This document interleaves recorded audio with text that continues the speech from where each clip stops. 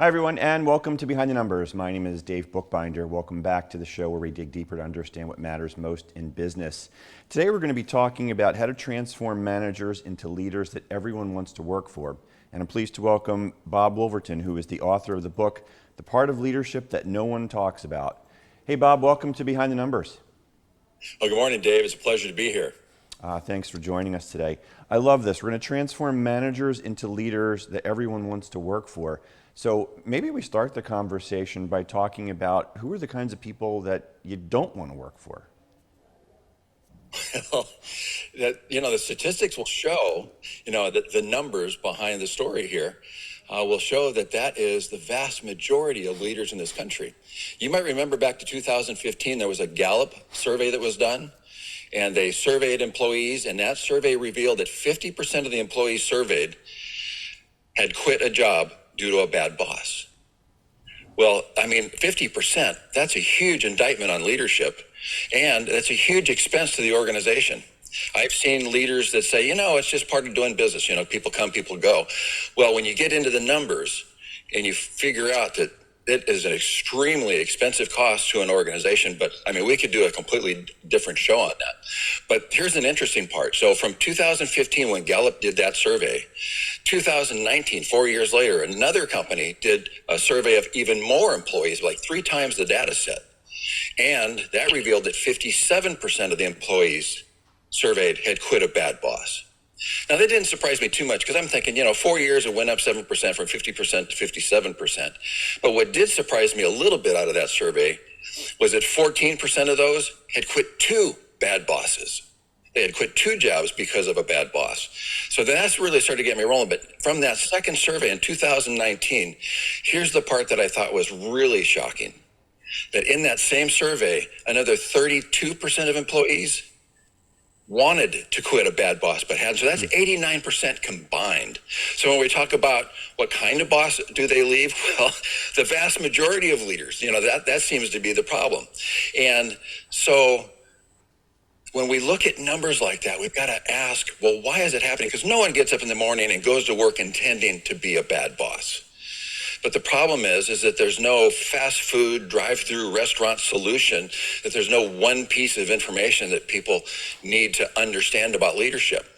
Now, what I've learned over my decades of leadership experience and training is that I've come to realize that leadership's like a 100-piece jigsaw puzzle.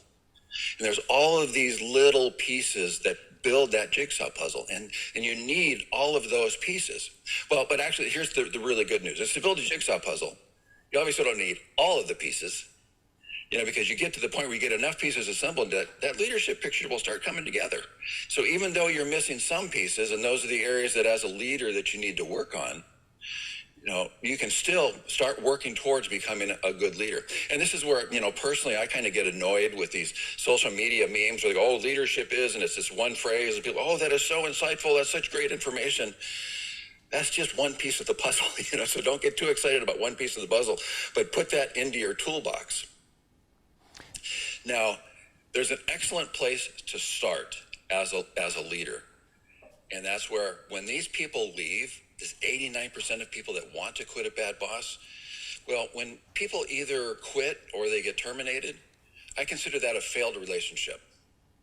And you are 50% of all of your failed relationships.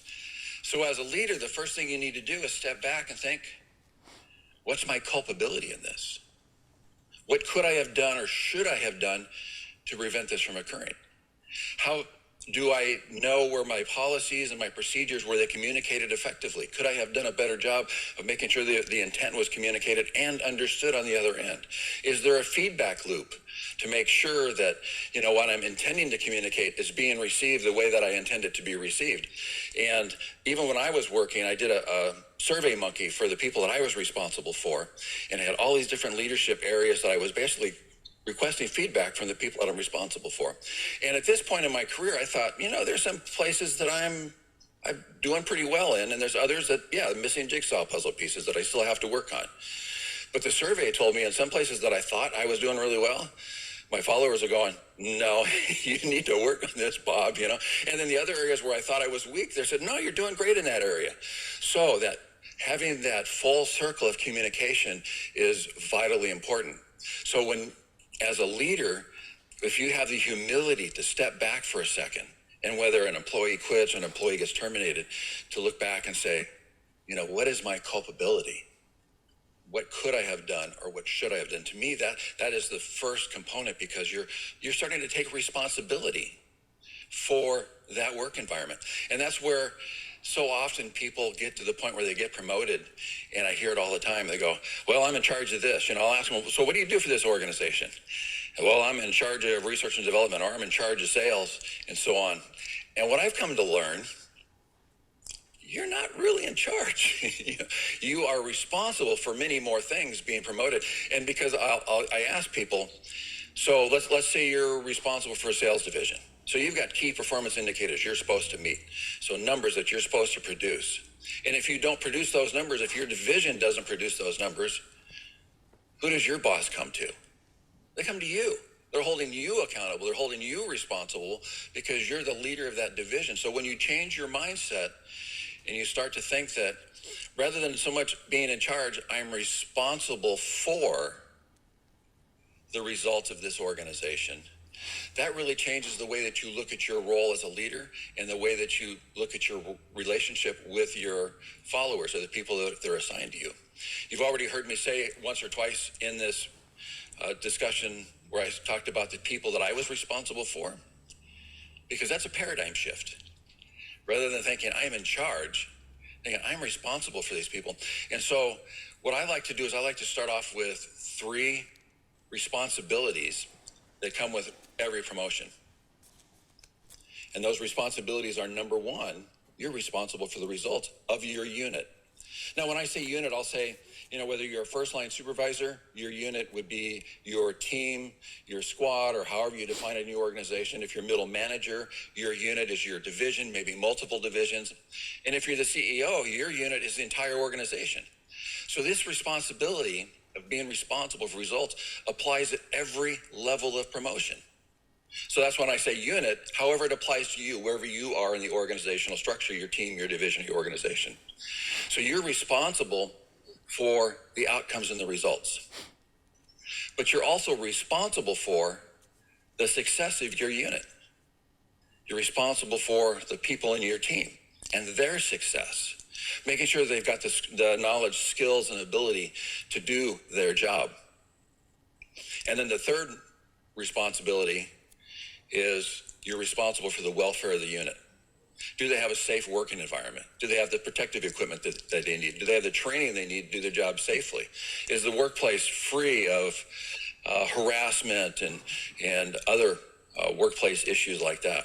So when you start looking at your role as not so much being in charge, you've been responsible for them, it changes the relationship with your people. So Dave, if I come to you and I'm like, Dave, I am responsible for your success. What do you need from me as your leader, as your boss, to be successful? And at the same time, I'm monitoring your success to make sure that you are on the right path, that you're not deviating, off of the path from success.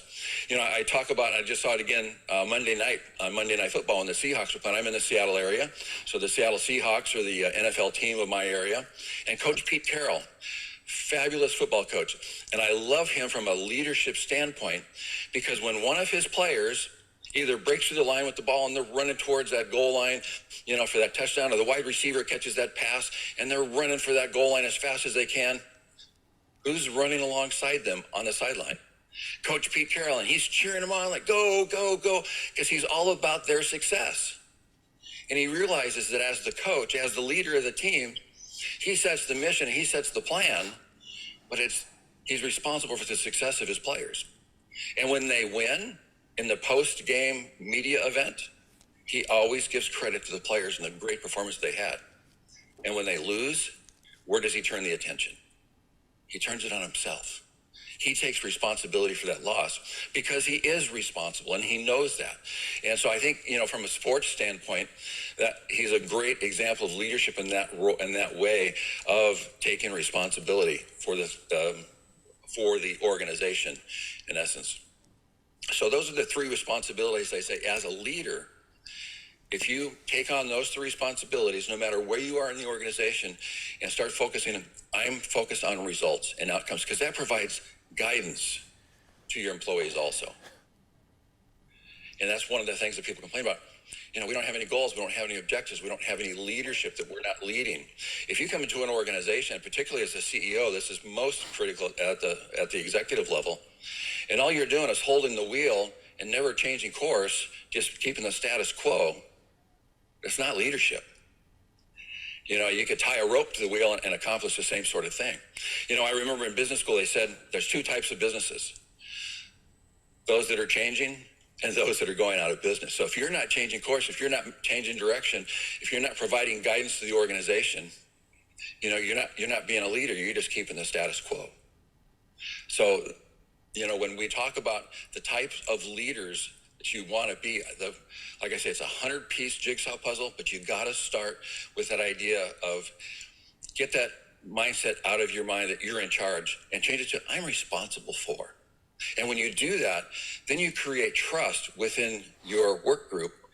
And when your work group trusts you, you become so much better. That's where when I did my Survey Monkey, I already had developed that trust. So I got good, honest, critical feedback. And some things, they kind of hurt to hear, but I needed to have that information. And that's where humility in leadership comes in, because so often we don't see enough humility in the workplace. Have you seen examples of that when you have been out and about, Dave, about lack of humility? For sure. And I know I've been there too, is that I've worked for people and I've had, and actually let's go back to the statistics. So the statistics show that what we're talking about, 89% of employees that want, either have or want to quit a bad boss. Well, even if we just rounded that down to 80%. So in my career, I had a total of 5 CEOs that I worked for. Only one of them was somebody I would consider to be a really great leader. The other 4 were more of the status quo type. They were nice people, great people. You absolutely love them, but they weren't leading the organization. So those statistics, that 80%, rings so true with my personal experience. And so when we talk about, what are what type of leaders that the people are quitting, the statistics are telling it it's the vast majority of us, because the leadership books aren't giving us what we need. We need so much more than what we're getting from that. Bob, we have to take a commercial break. Okay? Okay, sounds good. You sit tight. You folks watching and listening, don't go anywhere. We'll be right back on Behind the Numbers. You're looking pleased with yourself. Not to brag, but I just switched to Verizon. So you got an awesome network. And when I switched, I got to choose the phone I wanted for free, not bragging. You're bragging. Oh, he's bragging. Who, me? Never. Oh, excuse me. Hello, Your Royal Highness, sir. Okay, that's a brag. Hey, Mom, I gotta call you back. Switch and choose the phone you want, like the incredible iPhone 14 on us. On the network worth bragging about. Verizon.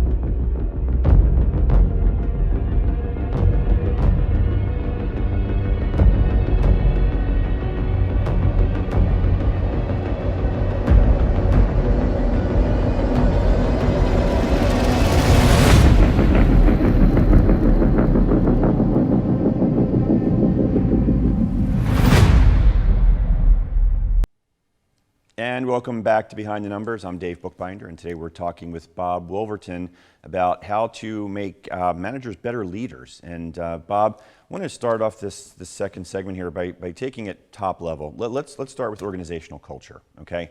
So we are a product of the environment that we work in, that we live in, and admittedly we're responsible for creating that environment. Talk about the impact of an organizational culture on leadership, please. Well, my experience, the culture is set from the top of the organization.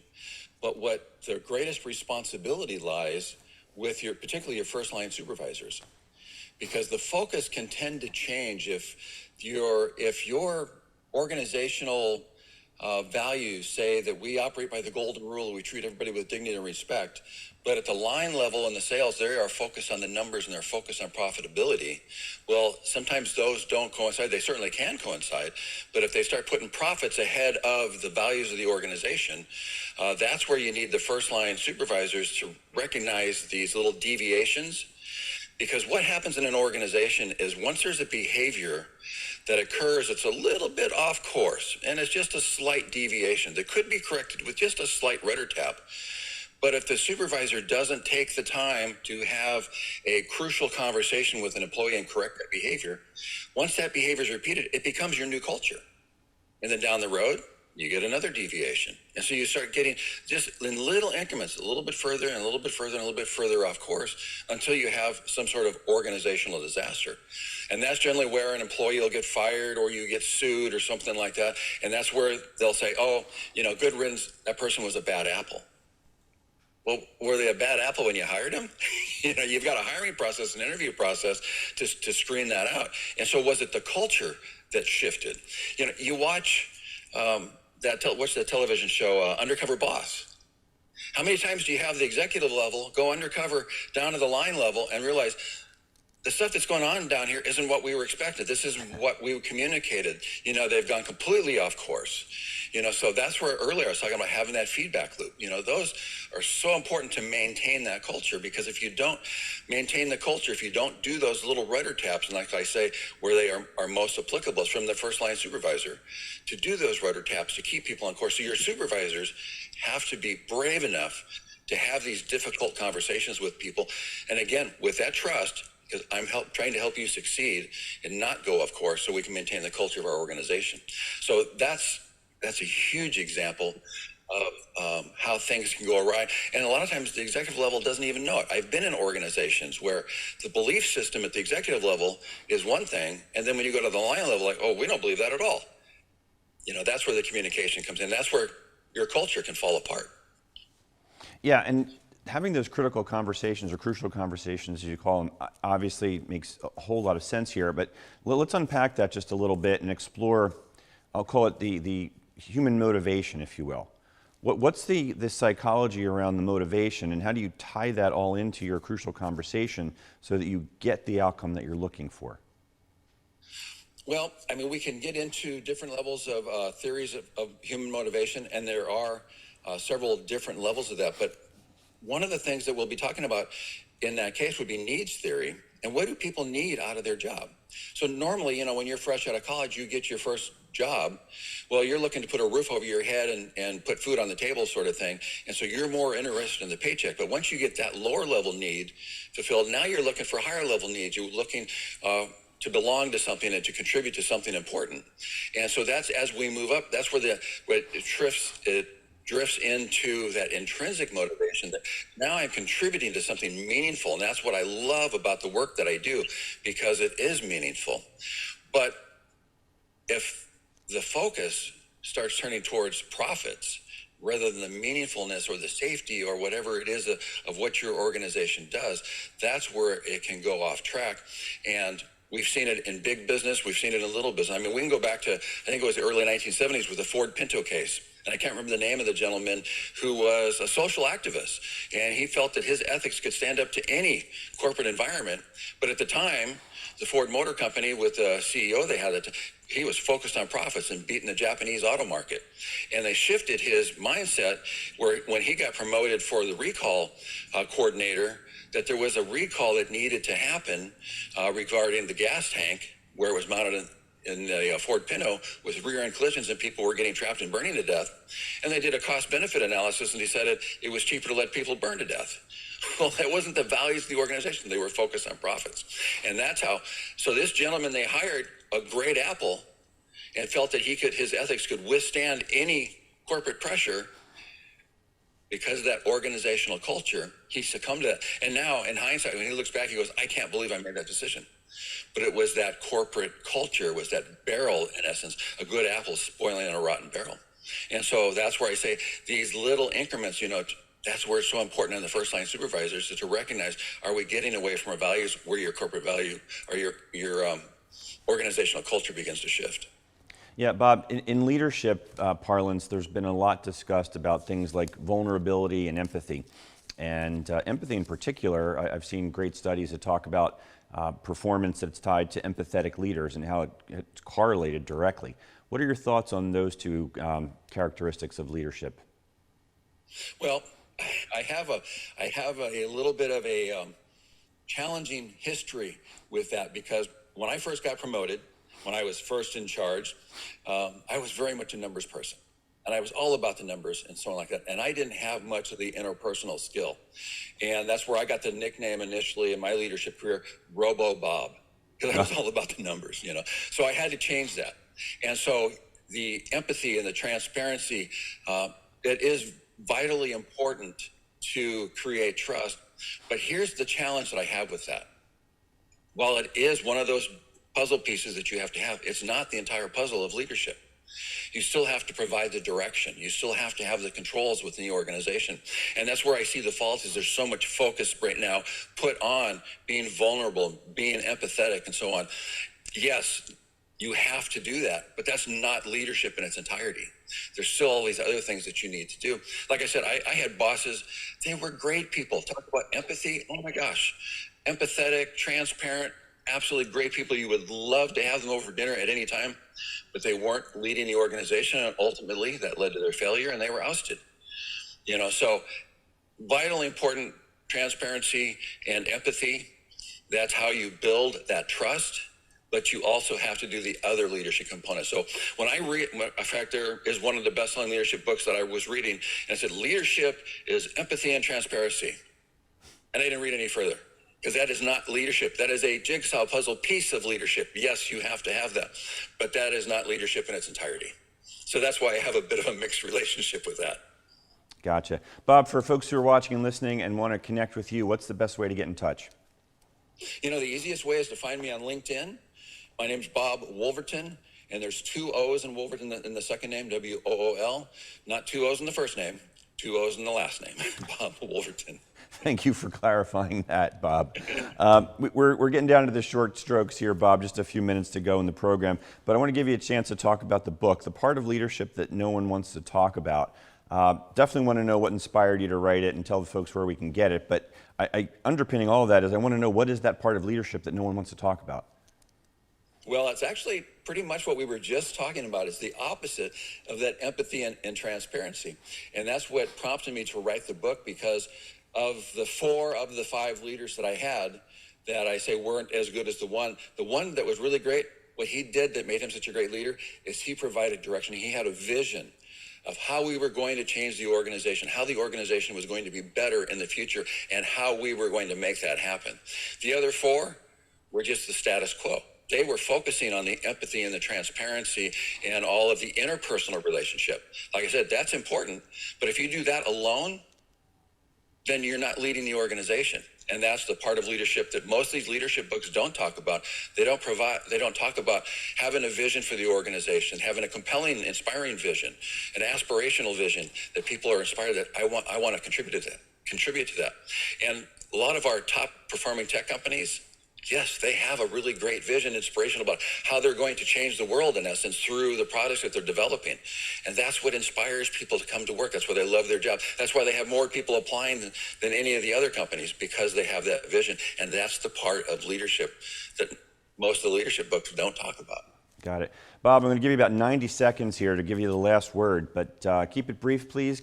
Practical advice, tips, tricks, hacks, things that our audience can use today in developing their leadership and developing their team and helping to transform managers into leaders that everyone wants to work for.